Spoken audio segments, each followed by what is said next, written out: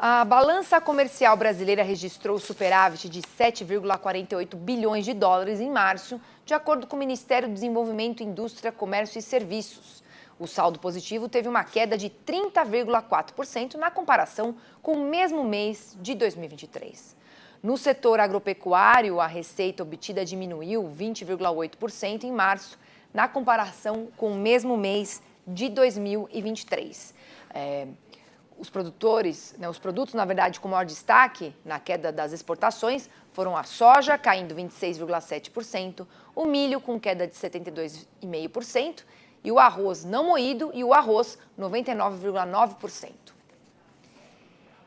E foi cancelada a reunião que aconteceria ontem entre o presidente Lula, o ministro da Fazenda Fernando Haddad, o de Minas e Energia Alexandre Silveira e o ministro da Casa Civil Rui Costa. O encontro estava agendado há uma semana e supostamente trataria da permanência do cargo do presidente executivo da Petrobras, o Jean Paul Prats, que não foi convidado.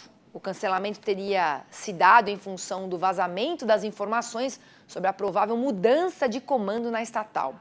Os ministros de Minas e Energia e da Casa Civil vêm tendo desentendimentos com o presidente da Petrobras nos últimos dias. E esse cenário tem levado volatilidade às negociações de ações, também afetadas por informações sobre dividendos extraordinários. Hora da nossa análise econômica.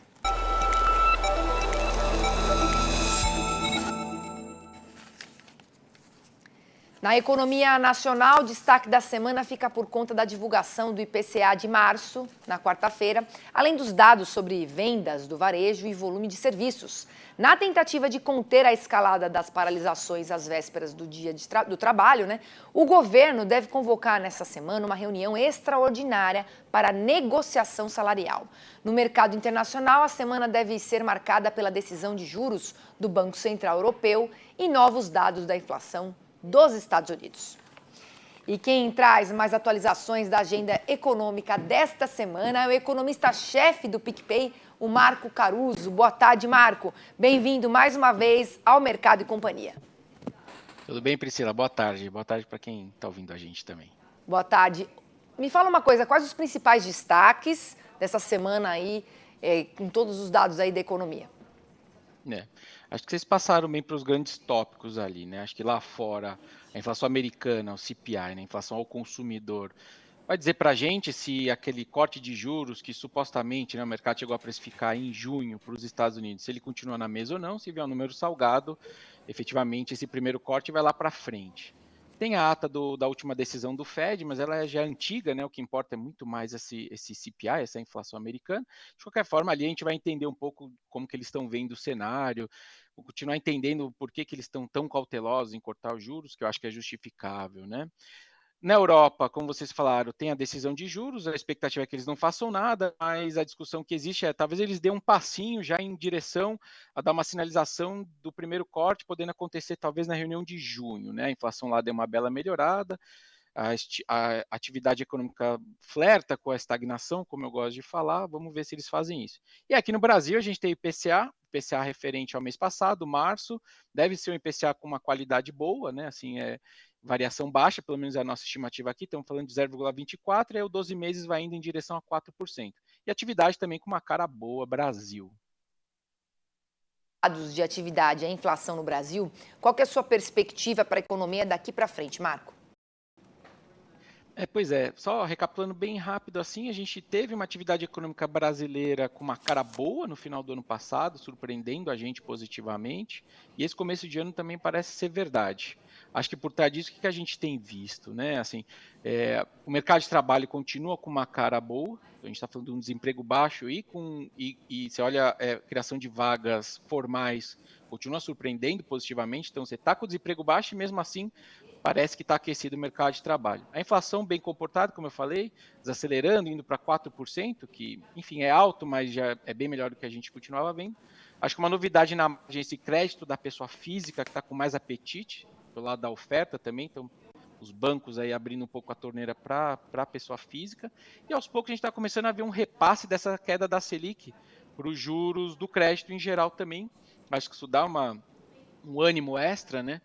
por exemplo, uma construção civil, né, que olha esses juros que pode ficar baixo e começa a acelerar. Então tem uma cara boa de atividade econômica, a gente reviu inclusive o PIB desse ano para 2%, aqui a gente tinha 1,8 antes, então acho que a gente está com uma carinha um pouco melhor. E eu acho que a inflação, ela tem uma janela ainda boa aí, pelos próximos períodos, conforme o El Niño foi ficando para trás, isso vai aparecer na inflação ao consumidor também. Lá na frente a gente vê, tá? Acho que lá na frente a gente tem uns desafios de inflação, mas no curto prazo parece que a gente tem uma janela boa de mais atividade e uma inflação razoavelmente comportada. Agora, falando do exterior, né? Essa alta de quase 20% no petróleo no ano tem chamado muita atenção. Quais são as previsões dos especialistas para a commodity nos próximos meses? Pois é, eu não sou um dos especialistas, mas eu tenho que ler bastante por dever de ofício, né? Assim, o que eu leio do pessoal falando de preço de petróleo, que acho que é importante para as outras commodities, é assim, existe um porquê dele continuar acima dos $90 o barril que a gente está vendo agora. Hoje está cedendo o petróleo, mas tem fundamentos para isso, né? A gente está vendo o crescimento econômico mais robusto, puxado por Estados Unidos, mas China também está com uma cara melhor, até a zona do euro. Eu falei que ela flerta com a estagnação, mas os últimos dados são um pouco melhores também, ou seja, tem um aumento de demanda na margem no mundo, né? A outra a gente tem visto ao longo dos últimos bons meses a OPEP+, né, o cartel, restringindo a oferta, então isso também conversa com preços para cima.